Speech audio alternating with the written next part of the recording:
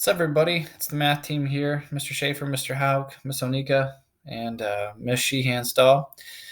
Hey, hopefully you had a chance to watch the first introductory video on tenths and hundredths, and we're just going to walk through a few guided practice examples today so that when you're doing your independent work, you'll be all ready to go. So if we take a look at our screen here, we have some different pictures, and this looks familiar with us from our fractions. And that's actually a good place to start when you are actually going to write fractions as decimals. So if I take a look at letter A here, we would normally read this fraction as 9/10. So if I write my 9 over 10, as we usually would in fractions, we have 9 shaded out of 10. But to write it as a decimal, which represents the same value, we would actually need to write it as 0.9. And what I said 0.9, that's actually slang.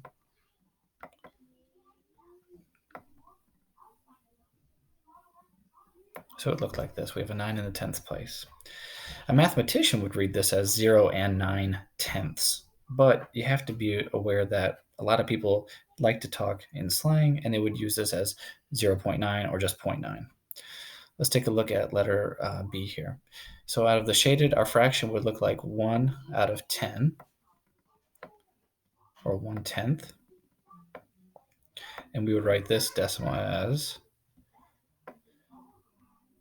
0 and 1 in the 10th place. So as a mathematician, we would read that as 0.1 or 0 and 1/10. Let's flip over to our hundredths. So same idea here. We're first going to name the fraction and then convert the fraction form into decimal form. So if you take a look at our letter A, how many hundredths do you see shaded in?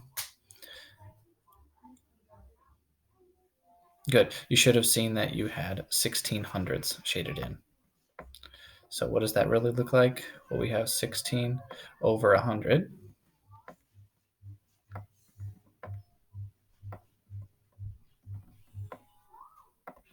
Which should be written as 0. We put our decimal point, 1 in the 10th place, 6 in the hundredths place. So we read that as 0 and 16 hundredths. Let's take a look at letter D. Here we have 29 hundredths.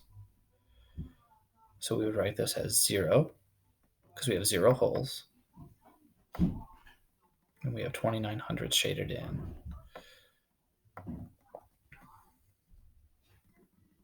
Okay. Good luck today on your independent practice. And if you have any questions, please don't hesitate to reach out and ask us.